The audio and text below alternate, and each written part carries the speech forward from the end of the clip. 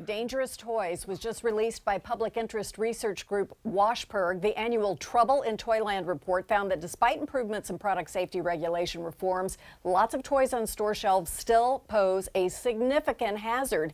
Here with more is the director of WashPIRG Foundation, Elise Orlick. Hello, it's good to meet you. Thank you for having me. How is this report put together? Every year we go out shopping, looking at some of the newest toys that are on shelves, also looking for toys that have already been recalled in the past. But then show up again sometimes. Exactly. We've been putting this report together for 32 years, and every year we still find toys that can harm or poison children. And it's such a shame, but thank you for doing the survey to help parents. So let's talk about some of the categories of things and the hazards in general. Where would you like to start? Well, let's start down here. So for the first time this year, we're including internet-connected toys on our list. Now, a lot of our products these days are connected to the internet. Right. Everything, it seems like. Exactly. But the FBI has actually sent out a warning saying that parents should consider cybersecurity before giving those interactive Bluetooth or internet-connected toys to their children.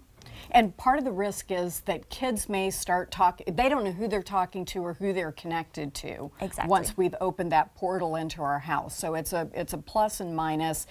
Is it largely age-related that we should be thinking about this? Our recommendation is to just avoid Bluetooth-connected toys altogether. So, for instance, we have the popular My Friend Kayla doll here. Now, children will, it's a doll. They'll talk to her, tell her about their life. She actually asks them questions about their friends and family. That's kind of creepy. It is. It is very creepy. And then someone can maybe get a hold of that information? Right. So there are consumer groups who have issued, oh my goodness. They've issued a complaint alleging that this doll's Bluetooth connection is unsecure. It doesn't have a password. So strangers could potentially hack in and find out what your child is talking about. That is amazingly creepy. Okay, let's talk about these things. All right, so next up, probably the toy of the year, we have a fidget spinner model. But we actually found that this model contains extremely high levels of lead. Wow. Right. And that's the Fidget Wild Premium Spinner. So you think you're getting a good spinner that's going to last, not just a plastic model. Right. This is a premium model. How would you know that this is bad for your kid? You wouldn't. Lead, of course, is invisible, but it's a very toxic heavy metal.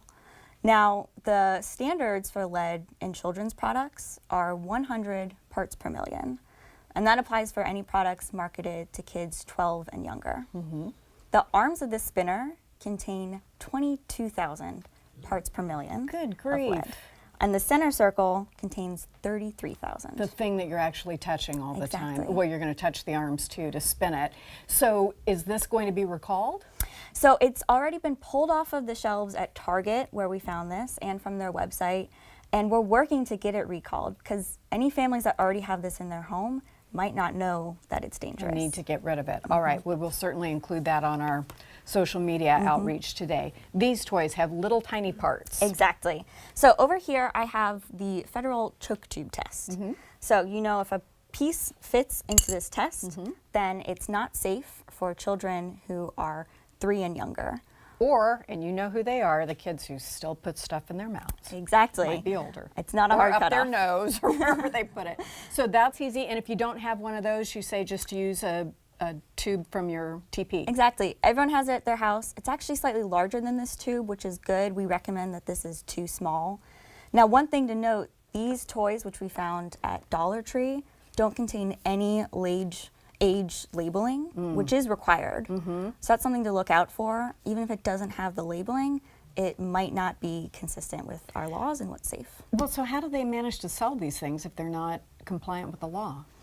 That's a great question, and that's why we need to make it clear that these products are out there and make sure that there is regulation on them. And so maybe if you see something with no age regulation, just assume it might not be compliant some other ways. Right, and you can always go to the Consumer Product Safety Commission's website to report potentially unsafe toys or toy-related injuries. Okay, great. We'll put that on our website as well, because we want to make sure that parents who have bad experiences, and hopefully it's nothing serious, can at least report those Yes, forward. and that's saferproducts.gov. Exactly. All right, we'll put that up. So tell me a bit about the balloons, because everybody seems to have those at birthday parties and whatnot.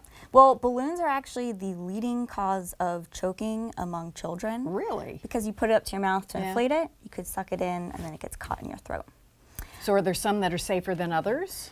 Not necessarily. What we're looking for here is actually, again, the age labeling. So there's a required label that balloons have that they are potential choking hazards for children under 8. These ones all have confusing labeling that makes it look as though they're safe for children over 3. So it has that 8 and under warning, but also this 3+ label. Again, be aware that that doesn't necessarily mean this product is safe. You can always use our tips on our report, or report these products if you're, unsure whether. And go ahead and read what it says under the warning and not just the age rating, right? Exactly. All right. So, is there anything new other than the Bluetooth things that we should be kind of aware of? New kinds of toys or anything that's not been heard of before? If we're like grandparents are shopping and we haven't been shopping for kids' toys in a while, what would you say to watch out for? Well, our report also lists some other common hazards. So hoverboards. There have been some hoverboards with rechargeable batteries that have actually caused house fires. They've blown up, which seems like, I thought it would just be that you fell off of them, but some of them have actually blown up. So we can look them up and find out about those. Any other surprises this Christmas? Small, powerful magnets have mostly been taken off of our shelves, but still pose a really serious threat if a child ingests 2 of those magnets and they connect within the child's intestine, it can cause really severe damage. So that's something else to look out for. Well, there's a happy holiday for you.